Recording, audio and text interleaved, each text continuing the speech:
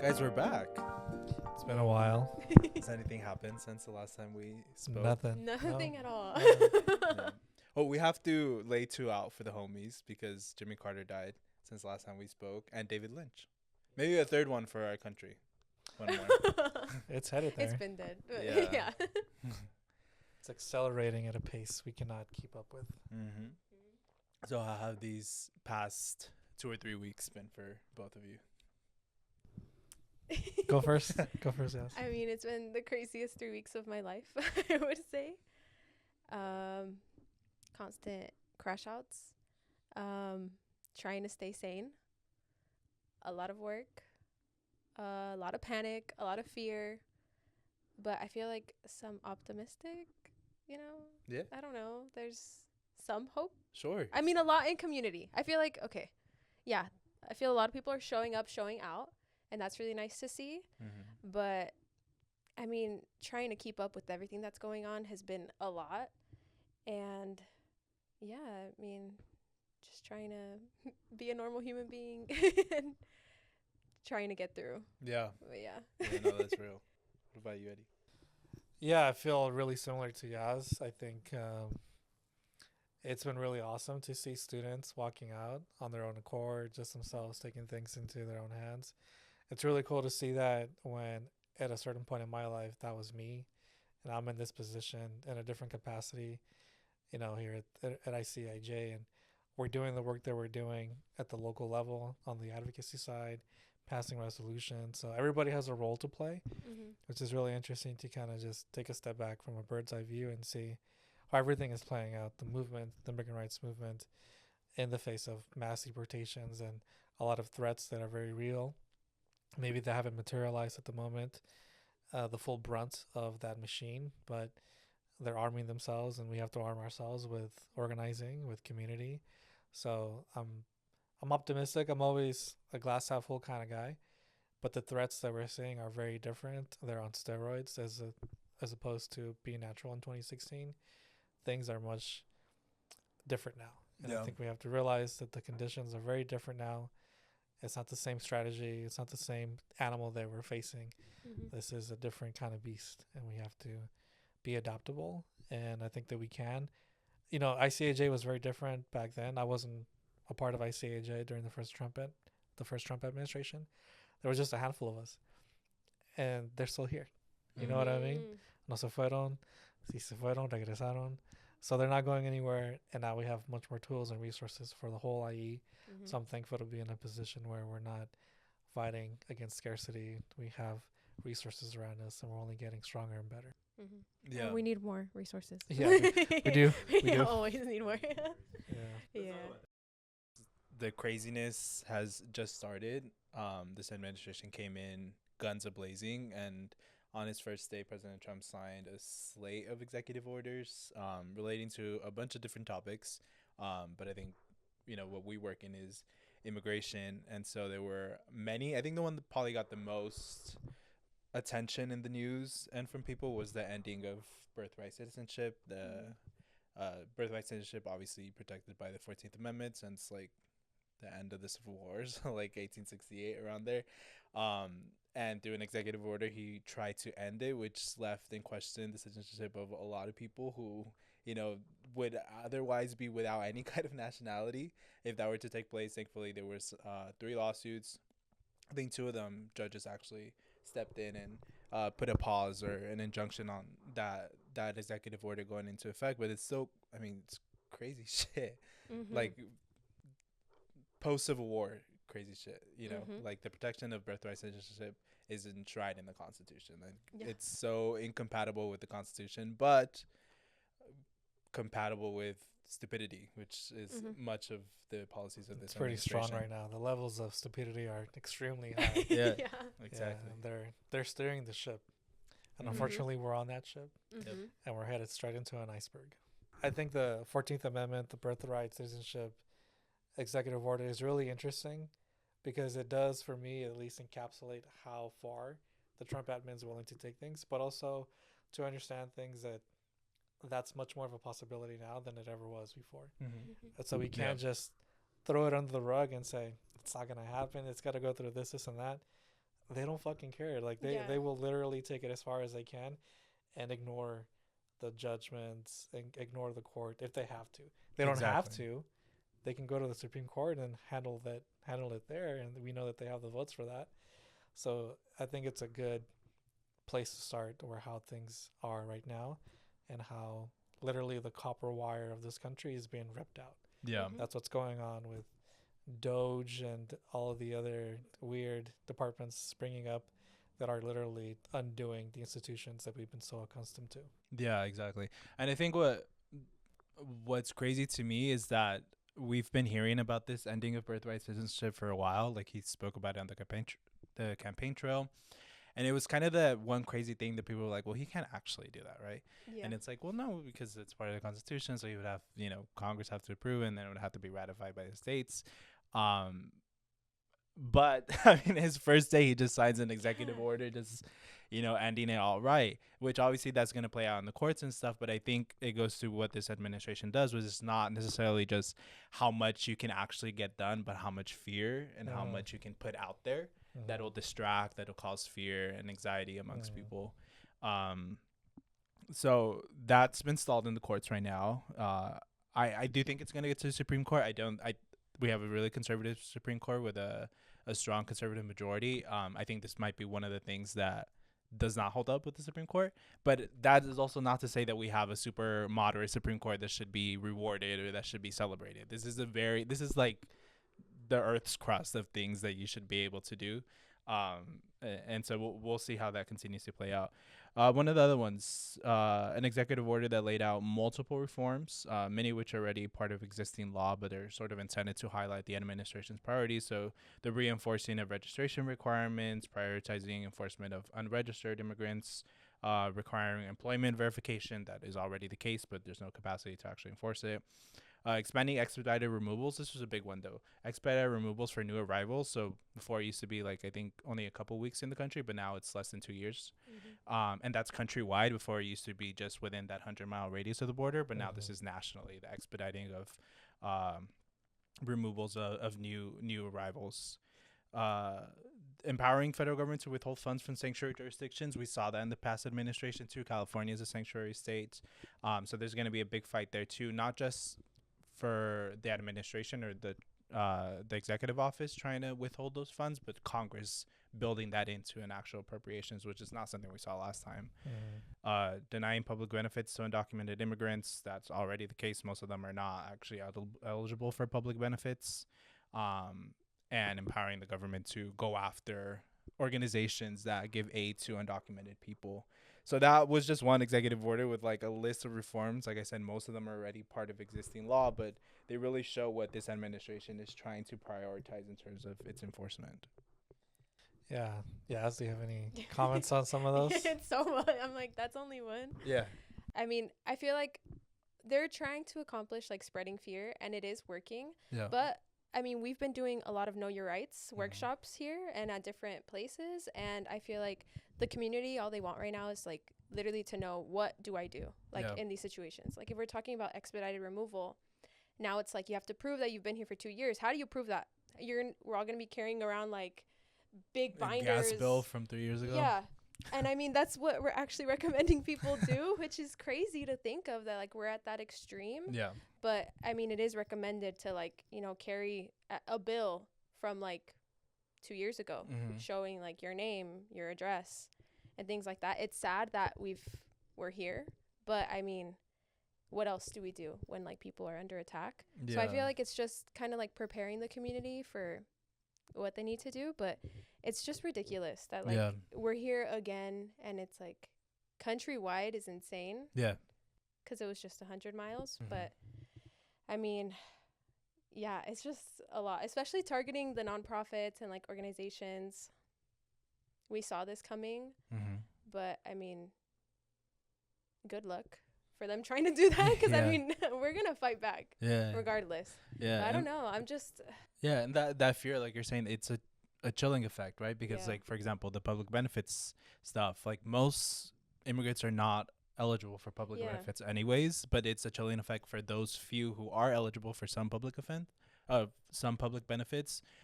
they're not going to want to apply because of that fear. You know, Mhm. that chilling effect, the employment verification too. I mean, we see that already. It's like all over my TikTok, empty farms in California because people are so scared to go to work. Yeah. Yeah. I think I can think of some examples of cousins and uncles that I know that didn't sign up for healthcare here in California Yeah. because either their lawyer or somebody told them, look, this could be used against you down the Exactly. line, right? Even that really, really small chance is enough to deter people from applying for some of the benefits that are available here in California that we're Mhm. lucky to have. And the fear is part of the point, definitely. And we've seen and heard of stories that, you know what, families are just deporting themselves Yeah. Yeah. to have to deal with the situation here. They're taking things into their own accord. Mhm. And, you know, to some extent, I do respect that, having the power to control your own destiny and, Mhm. and not have, you know, the auspicious fear of another Trump admin do that to you. But that never should have been a reality in the first place. Yeah. Mhm. With cities and counties, I've talked to some cities about sanctuary work policy, some of that language. They're apprehensive about using sanctuary because of the federal funding that could be cut. Mm-hmm. I won't name the city that I've talked to, but they could potentially lose somewhere between 30 and 50 million dollars of federal funding, right? So that's a real reality that municipalities are having to wrestle with.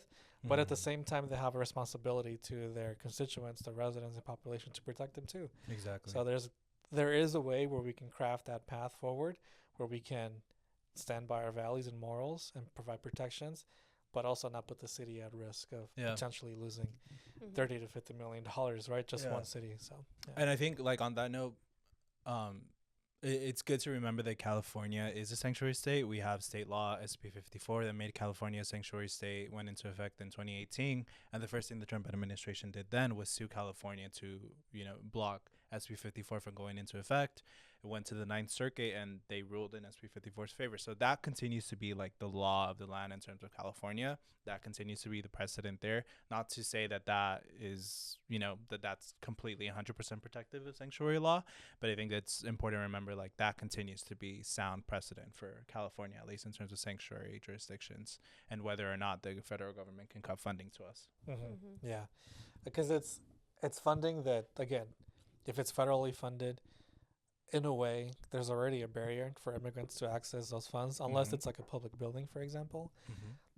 But oftentimes, the people that are going to be mostly impacted are non-immigrants, Mm-hmm. and oftentimes it's people that potentially voted for Trump that are going to be seeing the brunt of these executive orders and policies. Yeah, Right? We're seeing regrets already on Yeah. social media, right? And Yeah.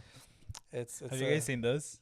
I've seen the crying. I Yeah. love I've seen the those white videos. tears flow. Love those. Yeah. I need a cocktail of white tears. That's what that is going to be my new drink of choice. I'm there's this farmer that's going viral on my TikTok right now who's like complaining about funding from the federal government that was cut, funding that was made available by the Inflation Reduction Act that was passed by Democrats and signed by Joe Biden.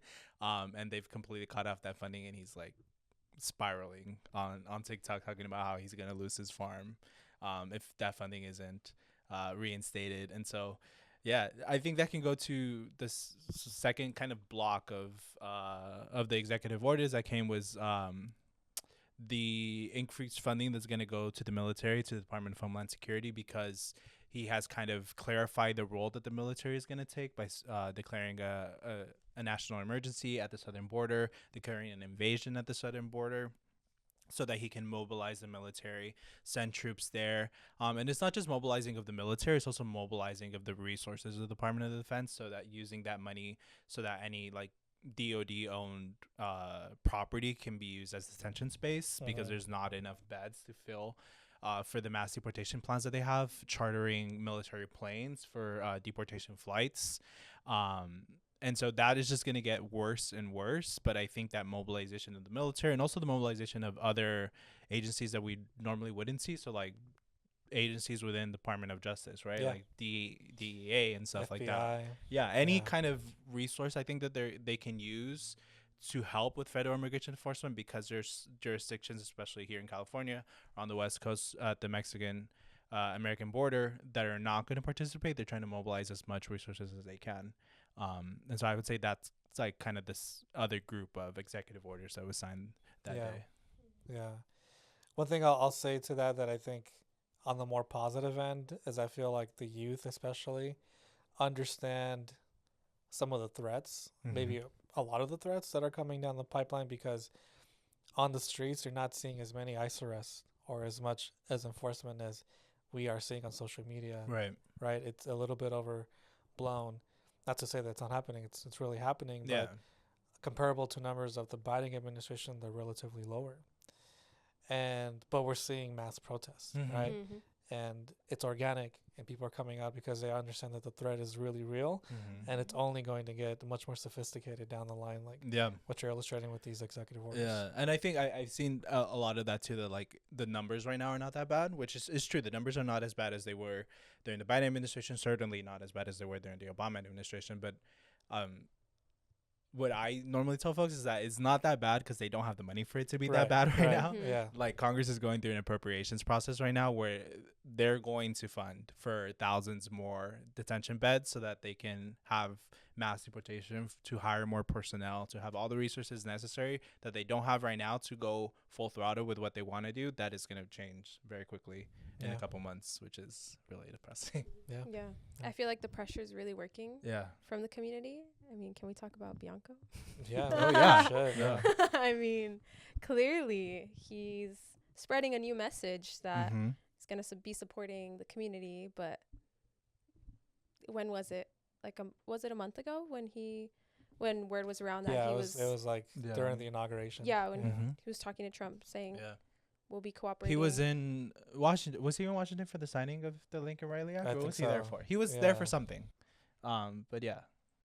It's working. Yeah. Honestly, like I feel really proud of community showing out, right? But also some of the work that we're doing directly and indirectly affects the sheriff.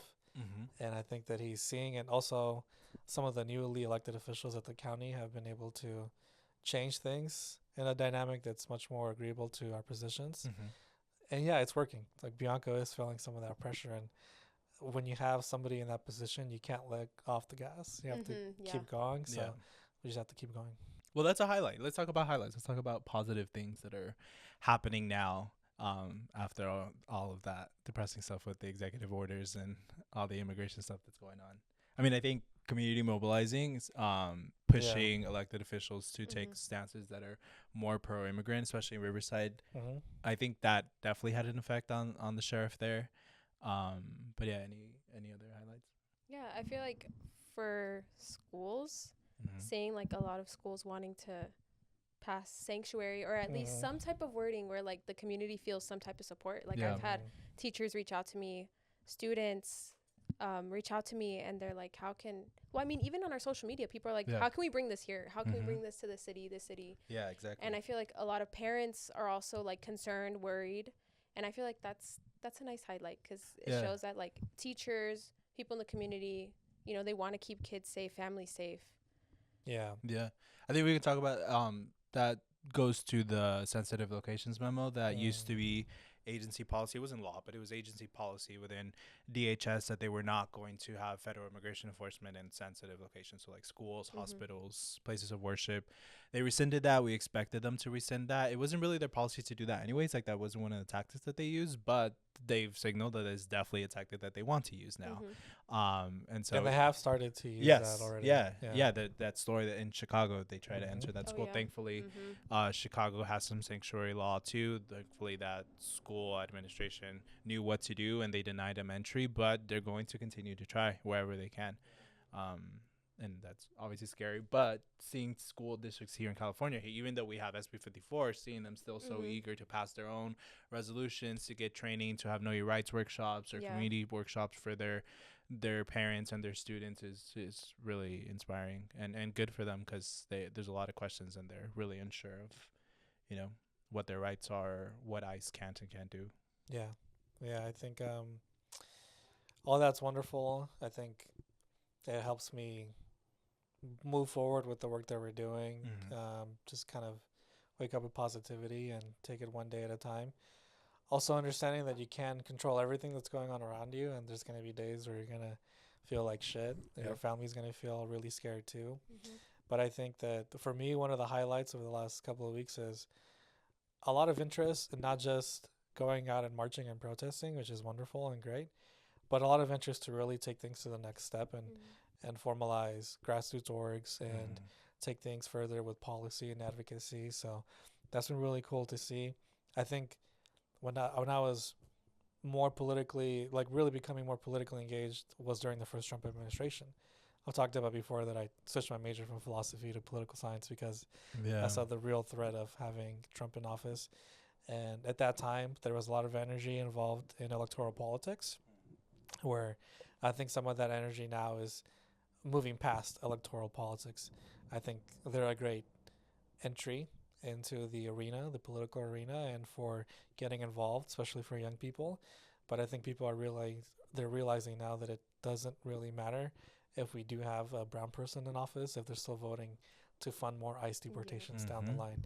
But I'm really kind of seeing, hopefully it's just not wishful thinking from my end, but I really do feel like the youth are a little bit more wide-eyed to the situation and not stopping at just electoral politics. Yeah, definitely.